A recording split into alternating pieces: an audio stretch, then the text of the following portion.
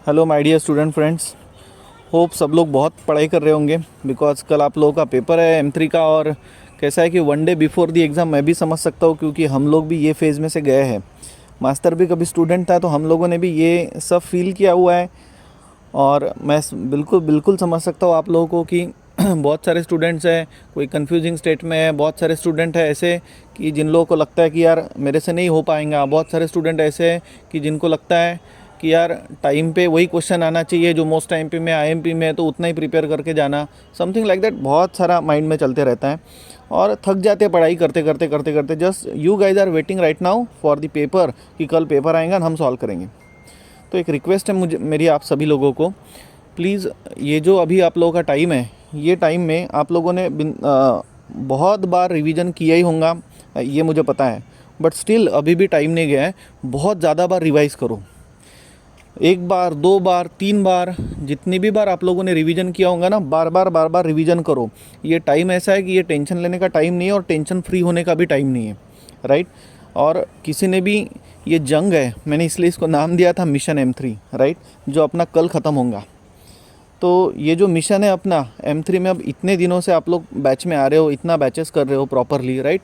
तो इसलिए अपने को कम मार्क्स तो चाहिए ही नहीं। और मेरे स्टूडेंट हो, मुझे पता है मैंने आप लोगों को कितना पढ़ाया हुआ है। मुझे मेरे टीचिंग के ऊपर और मेरे स्टूडेंट के ऊपर पूरा फुल कॉन्फिडेंस है, इसलिए आप लोगों को सब कुछ आता है।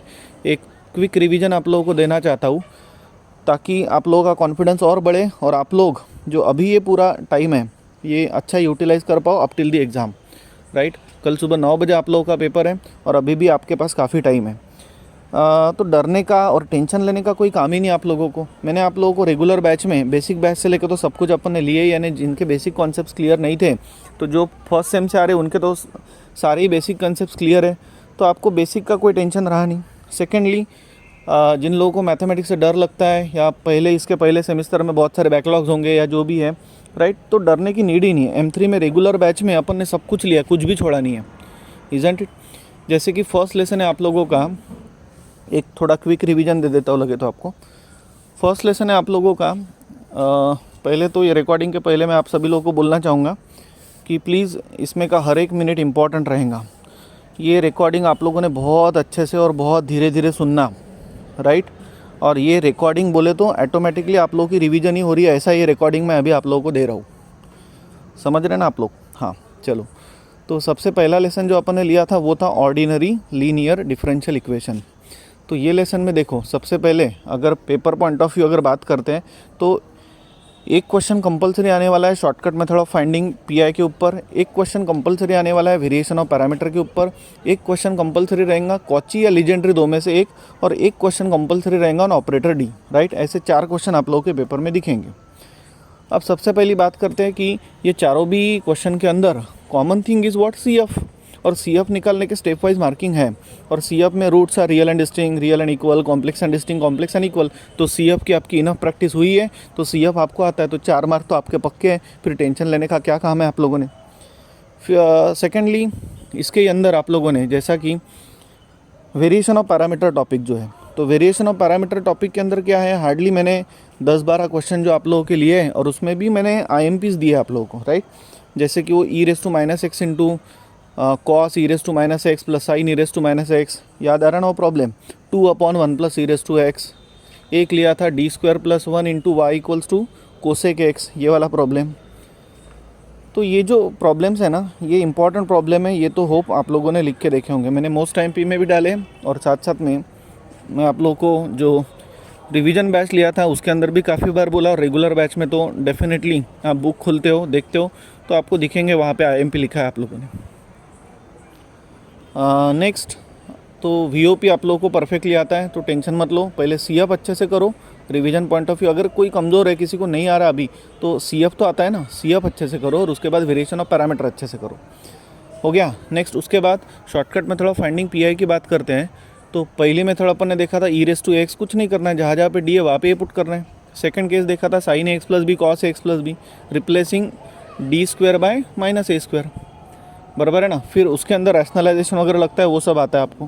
Third method sin of h plus B cos of h plus B, उसमें क्या करना है, जहाँ जहाँ पे d² है वहाँ पे a² पुट करना है। फिर उसके बाद देखा था अपन ने x⁻m वाली केस।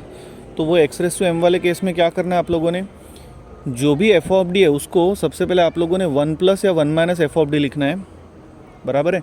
फिर उसका इन्वर्स करना है, इन्वर्स करने के बाद उसको बाइनोमियल एक्सपांड करना है, just like the formula 1 plus X inverse 1 minus X inverse. और एक्सपांड कब तक करना है, up to the power M तक, समझ गया ना। एक्सपांड करने के बाद जो भी एक्स स्क्वायर या एक्स क्यूब या जो भी टर्म है कैपिटल एक्स, उसको अंदर मल्टीप्लाई करते हुए उसका डेरिवेटिव करते हुए आगे सॉल्व करना है, दैट्स इट। फिर पांचवी केस अपन ने देखा था E raise to X into V, उसमें exponential term left hand side में लेके आओ and at the same time every D in F of D is replace by D plus A, that's it. और फिर बाद में वो ऐसी केस है जिसके अंदर केस के अंदर केस है, डिपेंड्स अपॉन दी वी, दूसरी केस लग सकती है कोई भी। फिर अपन ने देखा था एक X raise to M into sine और X raise to M into cos वाली भी केस देखा था, जिसमें रियल एंड इमेजिनरी पार्ट वाला कंसेप्ट था। रिवीजन बैच में मैंने उसको भी बहुत अच्छे से समझा के दिया था। फिर उसके बाद एक्स इंटू वी वाली केस है, उसमें तो फॉर्मूला याद रखना है आप लोगों ने, बराबर है। देन उसके बाद अपन ने केस लिया था ए रेस टू एक्स वाला, तो उसमें क्या करना है, जहाँ जहाँ पे डी है वहाँ पे लॉग ए पुट करना है, हो गया। इतना ही तो शॉर्टकट मेथड है, राइट। नेक्स्ट आगे बढ़ते हैं। फिर अपन ने देखा था Cauchy and Legendre's, variation of parameter मैंने पहले ही बोल दिया। तो कॉची एंड लीजेंड्रीज बहुत ही सिंपल है, दोनों भी एक जैसी है। कॉची का फॉर्मेट अगर आप लोग देखते हो और लीजेंड्रीज का फॉर्मेट देखते हो तो इन दोनों में फ़र्क यही है, इधर एक्स है तो उधर ए एक्स प्लस बी है, इधर X equals to E raise to Z put करेंगे, उधर A X plus B equals to E raise to Z put करेंगे। फिर Z equals to log X, तो उधर कौन, Z is equals to log of A X plus B. और फिर अपन सब्सटीट्यूट करते हैं X into D Y by D X की जगह पे D into Y, X square D two Y by D X square की जगह पे D into D minus one into Y, समझ रहे ना, एंड सॉन चलते रहेगा। और वो वैसा उधर भी, सिर्फ उधर A X plus B into D Y by D X की जगह पे अपन पुट करते A into D into Y, तो ए ज़्यादा का है, स्क्वायर वाली टर्म होंगी तो ए स्क्वायर, समझ रहे आप लोग। तो वो जाके सब्सटीट्यूट करो, तो जो अपने को जैसा एल डी का फॉर्मेट चाहिए वैसा नहीं था, तो वो सब्सटीट्यूट करने के बाद वैसा फॉर्मेट हो गया। एंड होने के बाद फिर प्रॉब्लम जो है अभी एक्स में नहीं रहा, अभी वो जेड में कन्वर्ट हो गया, राइट। तो उसमें क्या करना है आप लोगों ने, फिर अब नॉर्मल वे से अपना F of D equals to 0 लिखो, ऑक्सिलरी इक्वेशन, रूट्स मिलेंगे, रूट्स मिलने के बाद आप लोगों ने सी एफ लिखो, C F in terms of Z, बाद में उसको इन टर्म्स ऑफ एक्स में भी लिख लेना, आप लोगों को आता है वो। और बाद में पी आई के नंबर ऑफ शॉर्टकट मेथड जो लगना है वो लगेंगी, और बाद में कंप्लीट सोल्यूशन लिखो। तो जो आपको सी एफ और P I in terms of Z मिलेगा उसको इन टर्म्स ऑफ एक्स में भी कन्वर्ट करना, राइट। दोनों भी आंसर को ऐसा बॉक्स कर देना, हाईलाइट करना आखिरी में। चलो उसके बाद लिया था अपन ने ऑपरेटर डी। अब ये जो ऑपरेटर डी था इसके अंदर कुछ नहीं करना, आप लोगों ने फॉर्मूला याद रखना है। फॉर्मूला कैसा था, E raise to the power M X integral capital X into E raise to minus M X into D X. बस एक एक वैल्यू एम की आप लोगों ने कंसिडर करते हुए उसको आगे सॉल्व करना है। अब इसमें के इम्पॉर्टेंट अगर मैं बोलूँ तो ऑपरेटर डी के जो पहले 3 प्रॉब्लम थे, पहले 2 तो बहुत ही इंपॉर्टेंट है, that 2 problems are E raise to minus 2x sec square X 1 plus 2 tan x, और एक वो लॉग एक्स वाला था, log x plus 1 by x plus 1 by x square, वो वाला प्रॉब्लम। प्लीज़ जो मैं क्वेश्चंस बोल रहा हूँ वो बराबर ध्यान दे के सुनना। समझ गए ना दोनों क्वेश्चन, वेरिएशन ऑफ पैरामीटर के भी मैंने बोले थे, और लीजेंड्रीज का एक प्रॉब्लम लिया था जिसमें 2 बार डेरिवेटिव करना पड़ता है, वो शायद 1 प्लस 2x का क्यूब या स्क्वायर ऐसा कुछ तो भी है 8 इंटू, राइट, वो भी देख लेना लीजेंड्रीज का एक। तो समझ गए, फिर बस इतना ही तो आप लोगों का फर्स्ट लेसन। फिर इसके बाद अपन ने सेकंड लेसन लाप्लास ट्रांसफॉर्म लिया। तो सबसे पहले लाप्लास ट्रांसफॉर्म की डेफिनेशन और 8 फॉर्मूले आपको आना चाहिए। जैसे कि पहला फॉर्मूला, पहले definition, Laplace of F of T equals to F bar of S equals to integral 0 to infinity E raise to minus S T F of T D T, that's it. फिर उसके बाद 8 फॉर्मूले। पहला formula क्या है, Laplace of 1 is 1 by S. दूसरा formula Laplace of sine at is A upon S square plus A square. Laplace of cos at is S upon S square plus A square. Laplace of sine H at is A upon S square minus A square. Laplace of cos H at is S upon S square minus A square. Laplace of T raise to N is N factorial upon S raise to the power N plus 1। Laplace of E raise to A T is 1 upon S minus A, and Laplace of E raise to minus A T is 1 upon S plus A. Minus होगा तो plus, plus होगा तो minus.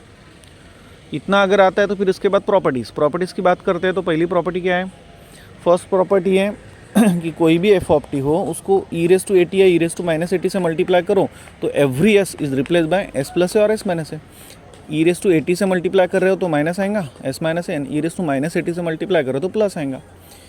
चलो ये होने के बाद second shifting property देखा था, एफ ऑफ टी को स्प्लिट किया 2 इसमें, F of T minus A for T greater than N equals to 0 for T less than A, then Laplace of that F of T is E raise to minus S into F bar of S. फिर उसके बाद third shifting property multiplication by T raise to N property, very very very very important property. Laplace of T raise to N into F of T equals to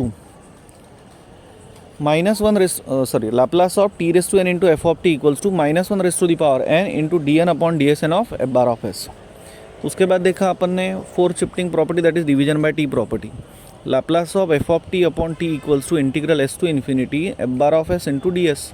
फिर उसके बाद पढ़ा था अपन ने change of scale property. Laplace of F of A T equals to 1 upon A into F bar of S by. बाद में देखा अपन ने Laplace transform of derivative. First derivative S into F bar of S minus F of zero. Second derivative S square F bar of S minus S into F of zero minus F dash of zero. Third derivative समझ गए ना आप लोग, तो ऐसा revision कर लो, हो गया, सभी फॉर्मूले ईजी है. फिर बाद में Laplace transform of integration. Laplace of integral 0 to T F of T D T equals to 1 upon S into F bar of S. और पूरे लाप्लास ट्रांसफॉर्म के फॉर्मूलेज के अंदर एक ही फॉर्मूला ऐसा है कि जिसके अंदर डेरिवेटिव आता है, वो है थर्ड शिफ्टिंग प्रॉपर्टी. पूरे लाप्लास ट्रांसफॉर्म के फॉर्मूलेज के अंदर 3 ही फॉर्मूले ऐसे हैं कि जिसके अंदर इंटीग्रल साइन आता है. पहला इंटीग्रल साइन आता है डेफिनेशन के अंदर, जो कि 0 टू इन्फिनिटी और आउटपुट साइड में आता है. दूसरा इंटीग्रल साइन आता है, वो आता है लाप्लास फोर्थ शिफ्टिंग प्रॉपर्टी में, जो भी आउटपुट साइड में आता है, और वो आता है किधर, वो रहता है इंटीग्रल एस टू इन्फिनिटी. और तीसरा इंटीग्रल साइन आता है इंटीग्रल 0 टू टी, जो आता है इनपुट साइड में, और वो आता है लाप्लास ट्रांसफॉर्म ऑफ इंटीग्रेशन के अंदर. समझ गए? चलो आगे बढ़ते हैं.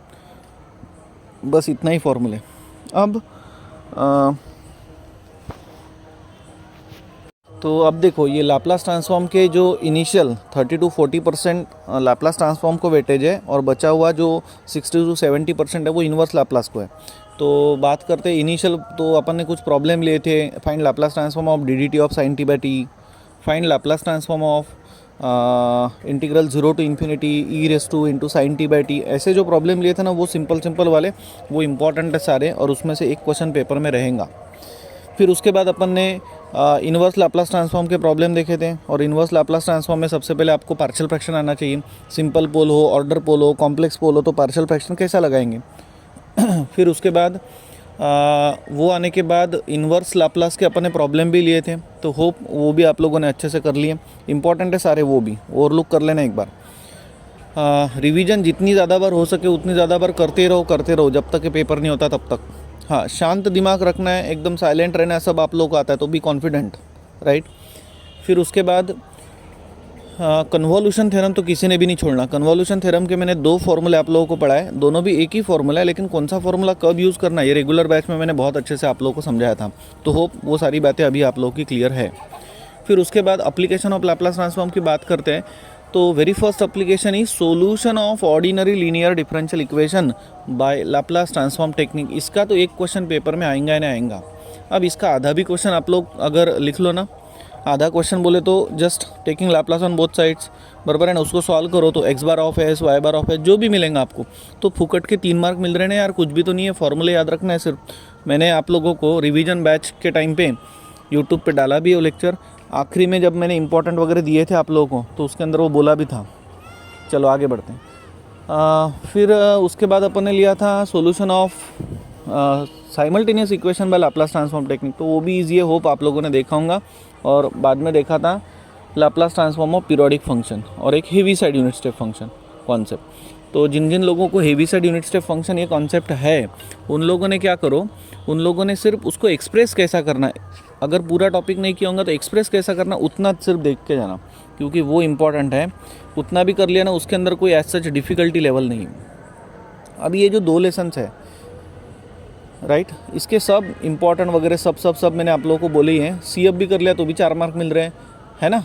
देन इधर solution of linear differential equation by Laplace transform 3 mark तो पक्के हैं. आपका पेपर बैक आ ही नहीं सकता किसी का भी, मेरे स्टूडेंट का. मैंने इतने परफेक्ट IMPs आप लोगों को दिए और मोस्ट IMP सब कुछ आप लोगों को पेपर में दिखेंगे. And each and every term मैंने जो टेबल वगैरह आप लोगों को रिवीजन बैच में दिया था ना, वो सब पेपर में रहेगा. So don't bother about it and don't take too much tension right now. बस रिवीजन करते रहो और मेरे शब्द, हर एक शब्द बराबर सुनो और वो अडॉप्ट करो. अभी भी काफ़ी टाइम है आपके पास. नेक्स्ट अपन ने जो थर्ड लेसन पढ़ा था वो था कॉम्प्लेक्स. अब कॉम्प्लेक्स में सबसे पहले कॉम्प्लेक्स का जो बेसिक्स है, number of the form x plus I is called as complex number, always denoted by letter z, x is real part, y is imaginary part, i is called as imaginary constant, i की सारी values, i raise to करोड़ कितना होता है तो 1, ये सब आप लोगों को आता है। फिर पोलर फॉर्म कैसा रहता है, r cos theta plus I sine theta, exponential form रहता है r into E raise to the power I theta, बराबर है। फिर अपन ने एनालिटिक फंक्शन देखा था, ये तो बेसिक्स हो गया। एनालिटिक फंक्शन, कोई भी function F of Z analytic तभी रहता है जब वो सेटिस्फाई करता है C R condition. C R condition रहती है del U by del X equals to del V by del Y and del U by del Y equals to minus del V by del X. फिर कोई भी function analytic है कि नहीं उसके अपन ने प्रॉब्लम लिए। फिर उसके बाद हार्मोनिक वाला लिया, important, very important, harmonic paper में रहेगा। तो कोई भी फंक्शन हार्मोनिक तभी रहता है जब वो सेटिस्फाई करता है Laplace equation. Laplace equation is del two U by del X square plus del two U by del Y square equals to 0, बराबर है। अगर कोई भी फंक्शन हार्मोनिक है तो फिर अपन क्या करते हैं, हार्मोनिक है तो फिर बाद में हार्मोनिक कॉन्जुगेट निकालना है तो अपन सी आर कंडीशन वगैरह सब लिखते हैं और उसमें से जो ईजी लगता है इक्वेशन वो कंसिडर करते हुए उसको सॉल्व करते हुए वी की वैल्यू निकालते हैं। और वो होने के बाद मिलनेस थॉम्सन मेथड अप्लाई करते हैं, putting X equals to Z Y equals to 0 put करते हैं और इन टर्म्स ऑफ जेड आप लोगों को एफ डैश ऑफ जेड मिलेगा, integrating both side you will get F of Z, that's it, खत्म हो गया। समझ गए ना। तो फिर ऐसे अपन ने काफ़ी सारे प्रॉब्लम लिए, 3 प्रॉब्लम ऐसे थे, वो u plus V, U minus V, वो भी देख के जाना इंपॉर्टेंट है। और बाद में 3 प्रॉब्लम लिए थे, वो constant modulus, constant amplitude and F of Z is regular function, then prove that del two upon del X square plus del two by del Y square bracket complete into modulus sorry F of Z का square, बराबर है, is equals to 4 time mod of F dash of Z whole bracket square. तो ये question बिल्कुल छोड़ना मत, right. Next उसके बाद अपन ने बाइलिनियर ट्रांसफॉर्मेशन लिया था। तो बाइलिनियर ट्रांसफॉर्मेशन के जो स्टार्टिंग के प्रॉब्लम्स हैं वो जिसमें आपको इनपुट प्लेन आउटपुट प्लेन समझना चाहिए कि इनपुट प्लेन कौन सा है और आउटपुट प्लेन कौन सा है, राइट ना। फिर उसके बाद नेक्स्ट देखा था अपन ने बाइलिनियर ट्रांसफॉर्मेशन के वो वाले पॉइंट्स मैप करो, वो तो प्रॉब्लम बहुत ही इंपॉर्टेंट है और बहुत ही ईजी है, वो तो किसी ने छोड़ना ही नहीं है, पेपर में आते हैं, समझ गए यहाँ तक। फिर उसके बाद देखा था अपन ने कॉचीज एंड रेसिड्यू। अब कॉचीज एंड रेसिड्यू कोई ब्रांच को है कोई ब्रांच को नहीं है तो बराबर देख लेना आप लोगों ने। तो वो भी दोनों बहुत इजी है। कॉची और रेसिड्यू में क्या करना है, फॉर्मूले तो है, कॉची का फॉर्मेट, रेसिड्यू का फॉर्मेट। कॉची का format integral over the close curve F of Z upon Z minus A, and residue का format integral over the close curve F of Z into D Z, that's it. फिर उसके जो फॉर्मूले वो देखना है और बहुत ही ईजी टॉपिक है, प्लीज छोड़ो मत। और lastly Taylor and Laurent series, तो वो भी आप लोगों को आता है, Taylor and Laurent series, right. इतना मैं एक्सप्लेन नहीं कर पाऊँगा अभी, तो बहुत ही ईजी है, इतना डिफिकल्ट नहीं है। तो ऐसा है आप लोगों का कॉम्प्लेक्स एनालिसिस लेसन, राइट। चलो आगे बढ़ते आप। हाँ, नेक्स्ट लेसन लिया था अपन ने वेक्टर कैलकुलस। अब बहुत ही आसान है वेक्टर कैलकुलस, कुछ तो नहीं है उसके अंदर। इनिशियल जो पार्ट है उसके अंदर मैंने कुछ इंपॉर्टेंट पॉइंट्स आपको पढ़ाए थे। अब इनिशियली स्केलर क्वांटिटी क्या है, वेक्टर क्वांटिटी क्या है, नल वेक्टर, यूनिट वेक्टर क्या है, ये आप लोग को आता है। फिर उसके बाद dot product and cross product, very important, वो भी आप लोग को आता है। पहला पॉइंट लिखा था अपन ने पोजिशन वेक्टर का, आर बार। फिर उसका यूनिट वेक्टर आर क्या, आर बार क्या रहता है, एक्स आई प्लस वाई जे प्लस जेड के, इजेंट इट आता है आपको। फिर सेकंड पॉइंट लिखा था अपन ने velocity and acceleration. Position vector को एक बार डिफरेंशिएट करो तो आपको वेलोसिटी वेक्टर मिलता है, उसको अपन टेंजेंशियल वेक्टर बोलते हैं। और 2 बार डिफरेंशिएट करो तो आपको एक्सेलरेशन वेक्टर मिलता है, या वेलोसिटी वेक्टर को एक बार डिफरेंशिएट करो तो एक्सेलरेशन वेक्टर मिलता है, तो आता है आपको ये। थर्ड पॉइंट देखा था अपन ने एंगल निकालना 2 वेक्टर के बीच में का, डॉट प्रोडक्ट से निकालो। फिर देखा था component of velocity, component of acceleration, उसके भी फॉर्मूले आपको आता है, जैसे कि component of velocity in direction of vector D bar, तो V bar dot D bar अपन मॉडुलस ऑफ डी बार। वैसे कंपोनेंट ऑफ एक्सेलरेशन, फिर बाद में tangential component of acceleration, normal component of acceleration, and एक लास्ट पॉइंट लिखा था acceleration is normal to position vector, that is A bar dot are bar equals to 0। तो ये 8 point के ऊपर एक क्वेश्चन पेपर में रहता है और मुझे लगता है कि ये बहुत ही ईजी है, ये आप कर सकते हो। वेक्टर लेसन मुझे बहुत ईजी लगता है, ये किसी ने छोड़ना मत, 13 में से 13 आपको मिल सकते हैं। फिर उसके बाद अपन ने सेकंड जो टॉपिक लिया था वो लिया था vector differential operator, del I del del X plus Z del del Y plus K del del Z. और इसके अंदर आप लोगों को ग्रेडियंट क्या रहता है, डाइवर्जेंस क्या रहता है और कर्ल क्या रहता है, ये सब कुछ मैंने बहुत अच्छे से पढ़ाया था, तो आपको आता ही है। फिर उसके नंबर ऑफ प्रॉब्लम्स लिए थे, तो इसका भी एक क्वेश्चन पेपर में कंपल्सरी रहता है और कुछ तो नहीं है, आपको आता है सभी। नेक्स्ट उसके बाद अपन ने लिया था बहुत इंपॉर्टेंट टॉपिक जिसका नाम है डायरेक्शनल डेरिवेटिव। ये तो किसी ने भी छोड़ना नहीं है, एक क्वेश्चन इसका कंपलसरी ऑलमोस्ट रहता ही है पेपर में, तो डायरेक्शनल डेरिवेटिव प्लीज छोड़ना मत। उसके बाद अपन ने लिया था इरोटेशनल वेक्टर, उसमें तो बस कर्ल आपको 0 करके दिखाना पड़ता है, तो अगेन वेरी इंपॉर्टेंट टॉपिक। फिर देखा था अपन ने वेक्टर इंटीग्रेशन। अब जो स्टूडेंट्स लोगों को वेक्टर इंटीग्रेशन थोड़ा डिफिकल्ट जाता है उन लोगों ने आउटलुक करके जाना, एक बार देख के जाना, अदरवाइज़ इसको थोड़ा बहुत स्किप भी करते हो आप तो और में कट जाएगा ये, लेकिन बाकी के सारे टॉपिक्स आप लोगों को अच्छे से करना पड़ेगा, बट छोड़ो मत, ओवरलुक करके जाना। चलो ये था आपका वेक्टर। नेक्स्ट उसके बाद देखा था अपन ने पार्शियल डिफरेंशियल इक्वेशन लेसन। तो पार्शियल डिफरेंशियल इक्वेशन लेसन में टाइप्स थे। टाइप 1 में सिर्फ पी एन क्यू है तो टाइप 1, पी क्यू जेड है तो type 2, P Q X N Y है तो टाइप नंबर 3 है ना, और P Q X Y Z है तो टाइप नंबर 4। टाइप 4 में लैग्रेंजेस देखा था और क्लैरेट्स देखा था। तो इसमें से कोई भी एक टाइप तो आप लोगों ने एकदम परफेक्ट करके जाना है, 4 मार्क कंफर्म होते हैं। और वो जो एक टाइप है वो नॉर्मली आपका 3rd हो सकता है या लैग्रेंजेस हो सकता है। क्लैरेट्स फॉर्म अगर आया तो फिर तो यार बहुत ही अच्छी बात है। क्लैरेट्स फॉर्म में कुछ नहीं करना है आप लोगों ने, Z equals to A X plus B Y plus P X plus Q Y plus F of P Q है तो replacing P by N Q by B, that shit खत्म हो गया। तो क्लैरेट्स फॉर्म तो सबसे पहले ढूंढना कि देखना कोई प्रॉब्लम क्लैरेट्स फॉर्म है क्या ऐसा। फिर फोरियर ट्रांसफॉर्म टॉपिक अपन ने लिया था तो वो भी ईजी है, वो भी आप लोगों को आता है। लिमिटेड प्रॉब्लम है फोरियर ट्रांसफॉर्म, प्लीज़ छोड़ना मत टॉपिक जिन जिन लोगों को है फोरियर ट्रांसफॉर्म। एक छोटा सा टॉपिक लिया था अपन ने स्टैटिस्टिक्स। तो स्टैटिस्टिक्स के अंदर पहला टॉपिक था curve fitting bye least square method, जिसमें पैराबोला और स्ट्रेट लाइन अपन ने फिट किया था। तो उसके नॉर्मल इक्वेशन आपको लिखते आते, ये तो फुकट के मार्क्स, ये छोड़ना ही मत, ये 7 मार्क्स आप लोगों के कंफर्म हो जाएंगे। और जिनकी ब्रांच इलेक्ट्रिकल है, जिनकी ब्रांच सिविल है, उनको तो 13 मार्क के लिए तो प्लीज़ ये छोड़ना मत। जो लोगों को बेस थ्योरम वगैरह, बेस थ्योरम की इनमें 3 प्रॉब्लम है, वो प्लीज़ छोड़ना मत। बेस थ्योरम 3 प्रॉब्लम बहुत ही ईजी है, वो एक बार देख के जाना। नेक्स्ट फिर उसके बाद अब जिन जिन लोगों को है वो सिविल और इलेक्ट्रिकल को है शायद, बाकी ब्रांचेस को नहीं है बेस थ्योरम वगैरह कुछ। बाकी लोगों को सिर्फ correlation, line of regression and curve fitting bye least square method, इतना ही है। चलो उसके बाद अपन ने देखा था नेक्स्ट स्टैटिस्टिक्स होने के बाद वेरी इंपॉर्टेंट लेसन जिसका नाम है न्यूमेरिकल मेथड। अब न्यूमेरिकल मेथड में पहली मेथड ली थी अपन ने फॉल्स पोजीशन मेथड, दूसरी ली थी न्यूटन रैप्सन मेथड। तो ये 2 में से एक मेथड के ऊपर प्रॉब्लम आएंगी। दोनों मेथड कैसे सॉल्व करना मैंने आप लोगों को बोला है, तो आपको टेंशन लेने की कोई नीड नहीं है। पहले कैल्सी पे आंसर निकाल लो, उतना आंसर फिर बाद में आप लोगों को लाना है। बस एक बात याद रखना कि कैल्सी का मोड रेडियन रखना, कैल्सी का मोड डिग्री मत रखना। स्पेशली ट्रिग्नोमेट्रिक टर्म्स है तो अपन रेडियन को ज़्यादा वैल्यू देते हैं, तो इसलिए सभी के सभी जो कैलकुलेशन है आप रेडियन मोड में करना। नेक्स्ट फिर उसके बाद नेक्स्ट मेथड देखा था अपन ने गॉस सिडल इटरेशन मेथड, बहुत ही इंपॉर्टेंट है, पेपर में आने के चांसेस ज़्यादा है। फिर उसके बाद यूलर्स, मॉडिफाइड यूलर्स और रंगे कुत्ता के चांसेस बहुत ज़्यादा रहते हैं, तो ये प्लीज़ छोड़ना ही मत। पिकार्ड्स मेथड, टेलर्स मेथड, ये देखा था। और ये था आप लोगों का न्यूमेरिकल मेथड लेसन। कोई भी टॉपिक के अंदर कुछ भी डिफ़िकल्टी, डाउट्स है ना आप लोगों को, तो प्लीज़ बिंदास मुझे कभी भी कॉल करो, I will be there, right. तो ऐसा आप लोगों का पूरा सिलेबस अपन ने कंप्लीट किया। अभी क्या करो आप लोग, शांत मन से एकदम, मैंने जो रिवीजन बैच में आखिरी जो लिया है टेबल, उसके अंदर भी इंपॉर्टेंट टॉपिक्स वगैरह सब दिए लगे, तो वो भी आखिरी के 15-20 मिनट वहाँ का देख लो आप लोग, और एकदम शांत मन से, आपको सब आता है तो टेंशन बिल्कुल नहीं लेना। लेकिन कल की जो जंग है ना, वो सब लोगों ने जीतना ही है। किसी ने पेपर बैक रखने की कोशिश भी मत करना, वो अलाउ ही नहीं है बिल्कुल।